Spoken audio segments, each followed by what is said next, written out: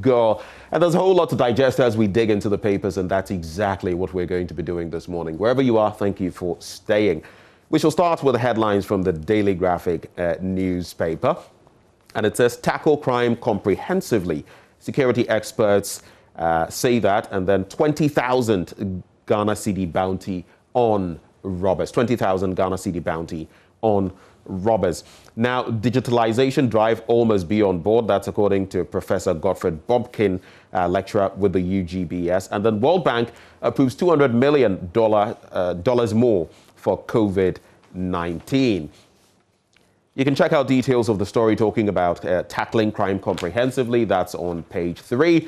But think about this. There have been gold rushes in different parts of the world, including the United States, among others, and even here in Ghana long before. But there's a mad rush now for diamonds in South Africa. Thousands of treasure seekers have flocked to Kwahlati village in South Africa, believing the area could be rich in diamonds. It comes after a man dug up a crystal-like stone in an open field and put out word of the discovery. The stones have not been analyzed by geological experts yet, and authorities have asked people on site to leave so that a proper investigation can be carried out. In the meantime, the mad rush continues as people, flock the area in search of diamonds.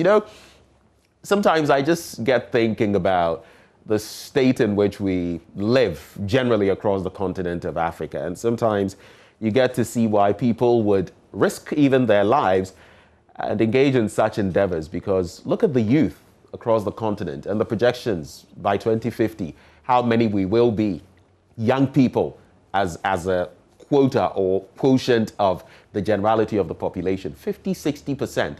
And you look at the same youth and how much we have, in terms of tangibles, and it's pathetic. But let's move on from here.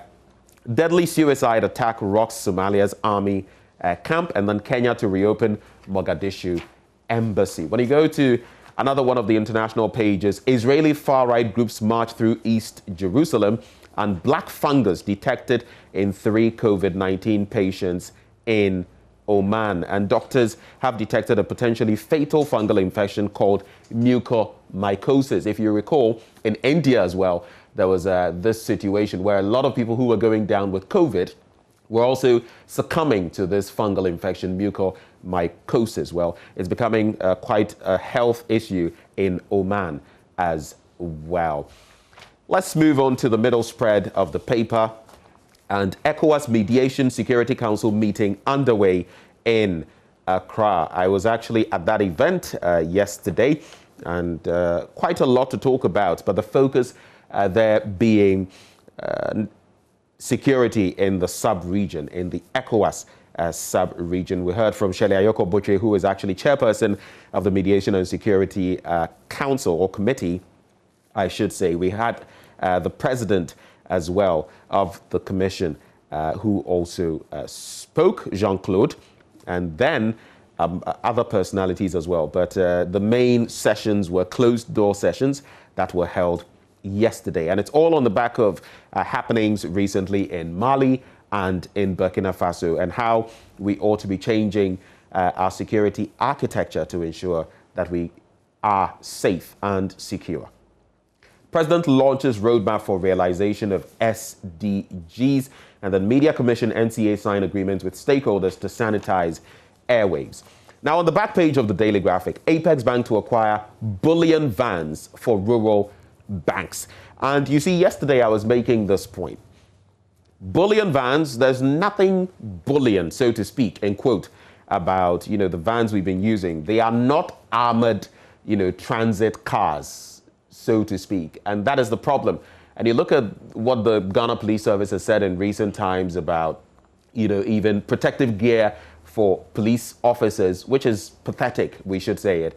And then that long-standing issue, because this is not the first time this is happening, that long-standing issue to do with, the banks following proper procedures and getting the right vehicles, armored vehicles, to transport cash. If you look on the back page of the Daily Graphic, if you have a copy or if you can put the shot on, you would see what that looks like. Yesterday, I was watching a video on social media about a real bullion vehicle, armored, not in Ghana, and how it was able to repel an attack, by robbers. And you see it live because this was actually, it had a camera inside of it, and you can see it live, how they were able to repel an attack of robbers.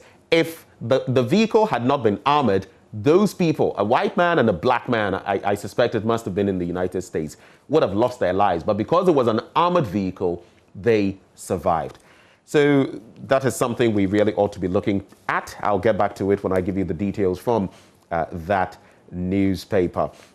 The Daily Guide this morning says, 4 gold robbers grabbed, Burkina bandits target Ghana, which is worrying, per that story. Tor MD deputy sacked, and then pest and vector controllers join hands. Finally, this one, wife killer loses fight over cops. And that's on page 6 of that newspaper.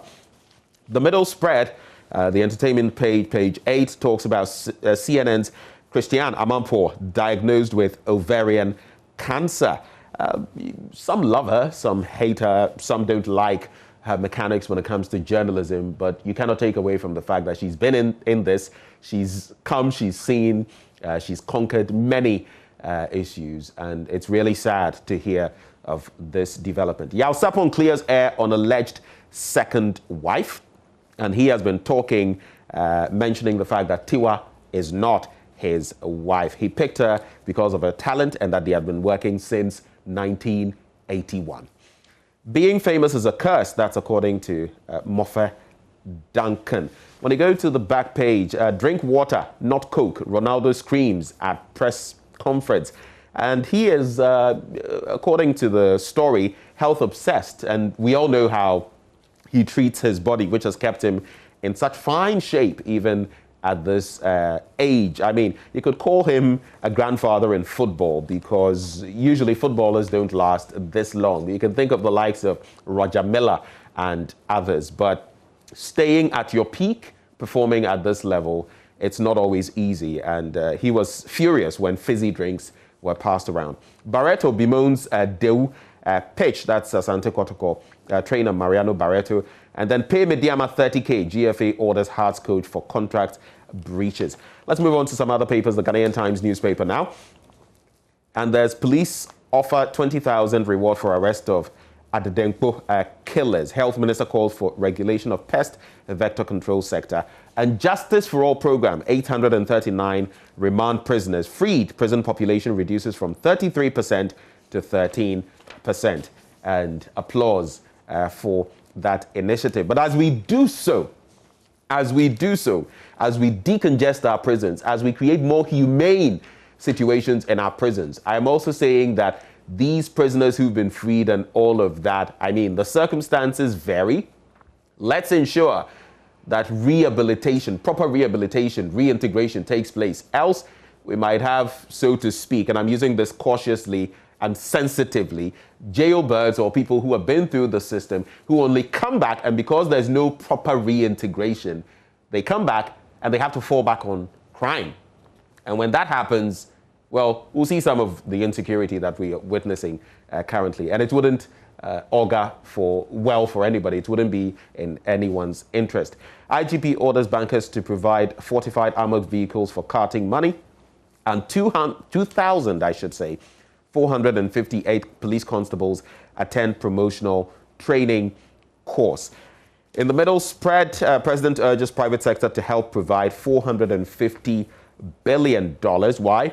That's the finance gap needed for the country to achieve the SDGs, Sustainable Development Goals. On the back page, Health Minister calls for regulation of pest vector control sector. EU expresses satisfaction with GESP project. I'm talking about the Ghana Employment and Social Protection Project. The Finder newspaper now. What have they found? John Bwedu petitions CID over video accusing him of engaging in galamsey. SL Global to supply Sputnik V vaccines at $18.5. That's according to the Ministry of Health. And then Ghana to produce COVID-19 vaccines. That's according to President Akufo-Addo. There's also allegations of corruption, bad corporate governance, false. That's according to the GCB. Let's take a look at some other pages in this paper. 10-year SDGs financing roadmap launched. Dr. Baumia donates medical equipment to GHS, and Amewu condemns theft of railways properties. That's Mr. John Peter Amewu, Minister of Railways Development. Let's check out the BNFT now. And ECOWAS fears insecurity in region could derail pandemic recovery. It's on the back of that meeting, that convocation, if you like, of the Mediation and Security Council of ECOWAS. Disregard false and malicious publications about GCB Bank, according to management. And public servants push for base pay increase, not impressed with executive pay freeze. That is the story there. In the middle spread of the paper, Haptel partners GIPS to make bank-to-bank transfers instant. There is that piece by Titilayo Adewumi, Through the Looking Glass, an optimist's view of West Africa's 10-year prospects. The back page, Apex Bank posts remarkable growth, and AFESC partners Amistad for research and training. Republic Press, Pinaman's death unnatural. That's according to a pathologist. That story is on page 6. And I'm sure you know the Pinaman we're speaking of. It's about that young lady, 14-year-old final year student of Miracle Educational Academy in Sunyani, who initially was thought to have committed suicide. Now it's coming to the fore that she did not commit suicide. The pathologist is suggesting that there was something else that happened. There's also assist police with credible information to tackle crime. That's according to a police commander. Question is, sometimes you do the assistance and the things that follow are not very palatable. But we're hoping that we can create that sort of confidence, that sort of culture, which would have people more willing to contribute vital information so that a lot of the crimes that we see can be resolved. But Mr. IGP, it behoves you and your men as well to create that sort of environment so that people can be confident that when they, give tip-offs information, they will not face any backlash or have people next time around, coming their way with guns or something of the sort. Hassan Ayariga explains why Ghana is likely to have a white president soon. He's been speaking, and he has accused, the minority side in parliament, for example, the NDC, that when they were in power, why did they not fix Ghana? Now that they are talking about fixing Ghana, and fixing everything. But he's also spoken about the fact that the way things are going on the continent, and even here in Ghana, we're highly indebted. He suggests that in some places there are even Chinese police officers and all of that, and that it wouldn't be long if we keep on this trajectory when we would have foreigners ruling us. And there's IGP under fire to retire for officers in waiting. When you go to the middle spread of the paper, there is Major Mahama. Michael Anim gave statement voluntarily. And this one, so side by side, Major Mahama on page 8, then another story to do with another one who fell. I don't personally know anything about the death of J.B. Dankwa-Edu, a witness tells the court. And that is one of the workers in the house of J.B. Dankwa-Edu back then, who is saying that he had nothing to do with the matter. The Daily Dispatch this morning says Mustafa is principled and honest. That is Gabi Asari-Otre Dako. And the Mustafa in question here is Dr. Mustafa Hamid. Kufuor is a snake under grass. Quote, yeah? Sekou Nkrumah replies Kufuor's attack on Nkrumah, and I'm talking about John Ejekum Kufuor, and the recent comments he passed about Ghana's first Prime Minister and President of our soil, Osajefo, Dr. Kwame Nkrumah. When an African government abducted an ex-minister in London in 1984 and tried to send him out by air in a container. You can check out details on page 11 of the paper. On the back page, it's all about Mustafa Hamid at 50, and the comments that have been passed by Gabi Otre Dako. Let's wrap up with these papers and pick a few of the details from some of the papers. The issues are regurgitated, if you like, replicated across the papers, and so we can skip a lot of them and just focus. John Boydo petitions CID over Galamsey allegations. That's the Daily Statesman. IGP meets Bank of Ghana boss, bank MDs over safe movement of cash. Come and do business with us, Ekufuado tells global investors. That's it with the Daily Statesman. When you go to the Today newspaper, justice delayed, 174 million Ghana cedi lawsuit against healthcare network being played in Accra High Court. Chaos and anarchy. Armed robbers take over Ghana. That is the story there. Then there's the Custodian newspaper. Adwoa Safo acts to save Ghanaian children. And then there's let's maintain death penalty. A deputy AG insists, and that's Mr. Tua Yeboah, Deputy Attorney General nominee. And he has been saying there are heinous crimes being committed and all of that. And if you take away the death sentence, it's only going to spur impunity or more impunity. It's going to make people feel, what's the worst that can happen? We're not going to have the death penalty anyway. There's not going to be, capital punishment. And so in the end, what's the worst that can happen? It'll bring some impunity to society. That's in a nutshell what he's been, referencing. Of course, there are others who are against the death penalty. And in Ghana, it's actually been a long time since we actually exercised that, though there are some people apparently on death row. Akufo-Addo woos global CEOs to invest in Ghana, and there's prioritized disinfection to prevent diseases. Health Minister to MMDA. So let's start with the major stories. We shall take a look at some of them.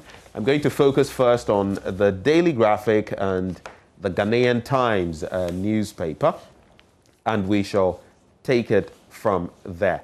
So we focus on tackling crime, which has become quite an issue. And let me just start with this bit. We know this is not all of them, but if you just follow the trajectory, in 2016, in the eastern region, 2 police officers were attacked in a bullion van near Mamikrobo, that is in the Kwewu Afram Plains. Then we had similar incidents, and again in 2019, it was in Asempaneye in the Dwaboso district. A policeman was killed. That was in the Ashanti region. Pardon me if I murdered Dwaboso. September 2020, a bullion van was attacked at Mansumim in the Ashanti region. January 2021, Sakumono, another bullion vehicle right here in the Greater Accra region. March 2021, in the Ashanti region again, Adanse Nyankumesi, a policeman was killed. And then Jamestown, right here in Accra again, a policeman shot dead in that dastardly attack. And there are many more. So there are so many precedents, and if we don't do something about this now, I don't know when we shall do something about it. But getting back to that story, 3 security analysts have underscored the need to strengthen the entire criminal justice system, with particular emphasis on police intelligence, investigations, and prosecution of alleged criminals. Additionally, they said it was imperative for the government to make conscious efforts to tackle systematic challenges such as unemployment to dissuade the youth from venturing into crime. And I just want to hammer this particular point. There is no justification for crime in our society. If you are caught and if you go through the right processes, and if our justicial system or our judicial system is working as it ought to, people ought to face the music. You ought to get the consequences of your actions. But even as the Bible says, when it talks about, for example, children respecting their parents and all of that, it also talks about parents not provoking their children. So there is some balance in there, some expectation. We all have the state apparatus, we all have governments, so that these governments can provide certain goodies. And when governments fail to provide the goodies, sometimes, some people, I would not go to that extent, but some people feel it is justification to engage in crime. And then we see some of the things we are seeing in our society. So I just want to hammer that. Let's create jobs. Let's do the right thing for the youth. The last time I heard of job creation, I heard a figure hovering around 3.8 million. I'm humbly, candidly, innocently asking, where are those jobs? Really? Where are they? And if they were there, where are we seeing the sort of, upsurge, uptick in crime that we are seeing? It is worrying. If we did the right things, hopefully, we'll be able to curb some of these rampant criminal activities we are seeing. But The three experts are the Director of Academic Affairs and Research at the Kofi Annan International Peacekeeping Training Center, Professor Emmanuel Kwesi Enning, Regional Director in charge of Research and Capacity Building at the West African Network for Peace Building, Dr. Festus Kofi Obin, and the Executive Director of the Jatike Center for Human Security and Peace Building, Mr. Adib Sani. They were reacting to the recent surge in crime, and here's what some of what came up. The police administration has placed a 20,000 Ghana cedi bounty on the heads of the robbers, and Professor Enning was saying the best approach to curbing crime went beyond just the arrest of criminals or the protection of policemen. He said criminal justice institutions must be empowered to make crime unattractive. That is what they shared. And speaking on this matter anyway, lest I forget, yesterday I saw pictures splashed on social media, not just pictures, sometimes footage, you know, of some of these people who were wielding pump action guns. Pump action guns. I'm sorry to bring this up, and all my condolences to the family, the police fraternity, and the family of the corporal who lost his life. But if you saw the gory images and what the pellets did to his body, I don't want to go into the details, the cavity it created, how you could see that. It's so gory, I don't even want to paint that picture early this morning. But it is startling. It is startling. And they have these ammunition. Look, you look at the photo. This gentleman, I mean, when you look at him, what work is he doing? And he is wielding wads, bundles of cash. And he is wielding a pump action gun. I mean, someone tell me maybe it is from some other place, or that maybe this is unrelated. But when you look at the entire scenario, your even layman's guess would be that there's something fishy about the situation. From what I hear, those photos were meant for a private conversation, and they ended up on a group page. And now people are circulating it. Can we check out these people? Can we find them? At least this one whose picture is prominent on social media. Can the Ghana police, I mean, you can't pretend now that you've not seen it. It's on social media. Can you check out these people? Are you checking them out? What can you tell us about this person? You know, and that is where, again, yesterday we were talking about a fingerprint, you know, database and stuff, even dental structure basis, because that's another way of identifying people, so that maybe when something like this comes up and an image is out there, you can quickly swoop in and find out about the whereabouts of this person. Just something I felt I should add from that.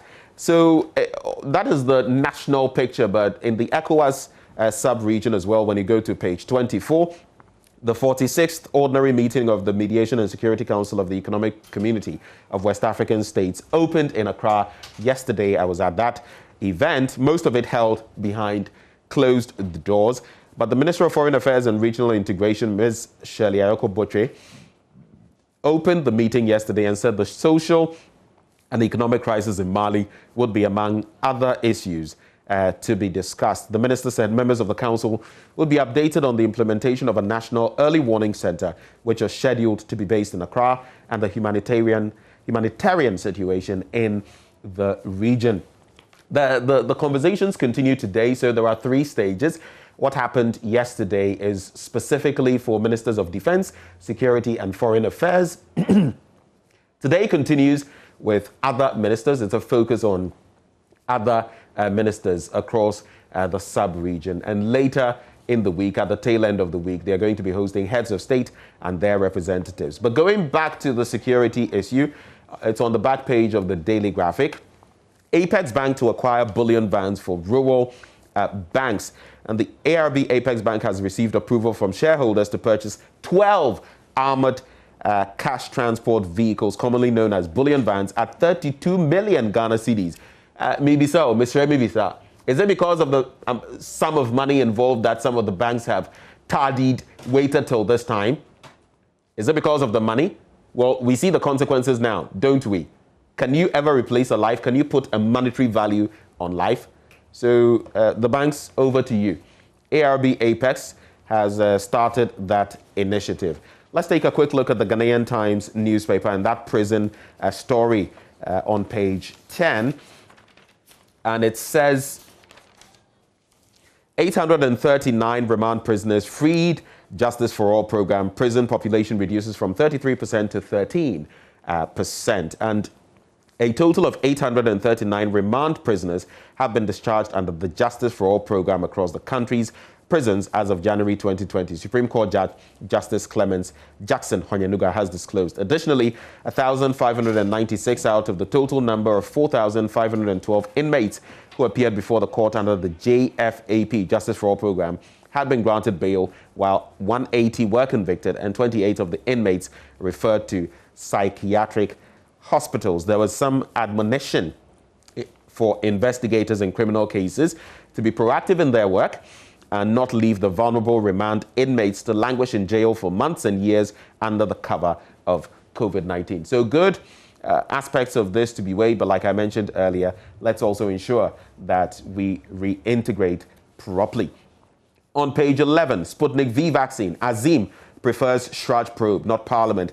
And Vitus Azim, an anti-corruption campaigner, has preferred the overpriced Sputnik V vaccine should be investigated by the Commission on Human Rights and Administrative Justice and not Parliament. He said he had problems with lawmakers investigating issues of this nature. Mr. Azim, who is a former executive director of the Ghana Integrity Initiative, noted that Shraj could ascertain whether it was actually true that the nation could not get a direct source and had to use a middleman, which should be a worry to the country. Let's go back to Republic Press. Let's actually take a look at it. It's on the front page and continued on page 3. IGP under fire to retire for officers in waiting. So this is a different side of the question or the equation. And Ghanaians are challenging the tenure elongation of the Inspector General of Police, James Opombuenu, following recent robbery incidents that have left the country in a state of shock and trepidation. Virtually all parts of Ghana are currently battling with one form of insecurity or the other, with various crimes going on largely unabated. Despite attempts by the Akufo-Addo administration to curb the rising criminality and robberies across the country, the nation's security apparatus appears to be overwhelmed, with criminals having a field day, killing, maiming, and extorting their victims. We know of the incidents in the last 2 weeks, and security analyst Adam Bona has called on the IGP to retire to give way for officers who qualify for the position to take the mantle and inject fresh ideas into the operations of the service. I mean, you can look at it here and there, the pros and cons. We have a situation. Would it be apt for the person in charge of the situation to cede his position at this point in time when, when the thick of things, when there's the heat? Some would say no. Let him at least get to a certain juncture before there is a replacement. And we know about the continuity of his service elongation recently. Others would say, well, if he's not able to do the right thing, why not just let him shove off, so to speak, and have someone else take over? I mean, we can all have our own thinking on this matter. For me, the bottom line is, let's resolve this situation. It is not pleasant, and we don't feel safe. And that's a problem. Gunmen kill wife of GNPC boss's driver in Kumasi. That's on page 3 of Republic Press. And the driver of Chief Executive of Ghana National Petroleum Corporation has been recounting bizarre circumstances under which his wife was shot by unknown assailants on Sunday night. So just to give a bit of a summary as the incident was narrated on JoyNews, there was that supposedly initial attack and then a second attack. And maybe the claim is that maybe he was being targeted, but instead it was his wife in that, Range Rover who eventually suffered the attack and has lost her life. Hassan Ayariga explains why Ghana is likely to have a white president soon. That's on page 9 of the paper. And he says we stand the risk of having a white man as the president if care is not taken. He explains, according to him, the manner in which priority is given to foreigners in almost every sector of the economy over indigenous Ghanaians is one of the factors that point to his prediction. And he says in the next 10 years, our children would be slaves in this country. The foreigners are taking over every sector gradually. That is what he shares in that newspaper. Let's check out some other stories. This one of interest, maybe the final one I shall do right before we do my Joy Online. It's on page 4 of the Finder newspaper, and it says, allegations of corruption, bad corporate governance, false.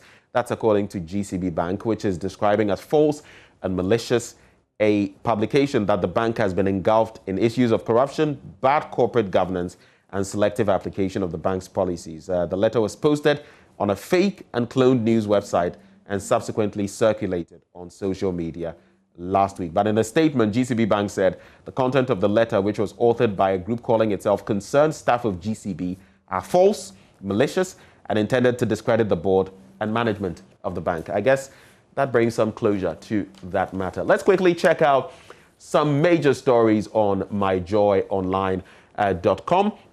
We are not in heaven. IGP reacts to calls for his resignation. We are not, Mr. IGP, but I suggest that sometimes the way we react, James Opombuenu, over to you, sir. Armed robbery at Jamestown, driver of bullion van, fairly stable, surgeon at Kolebu. Fire destroys property at Asankragwa in the western region.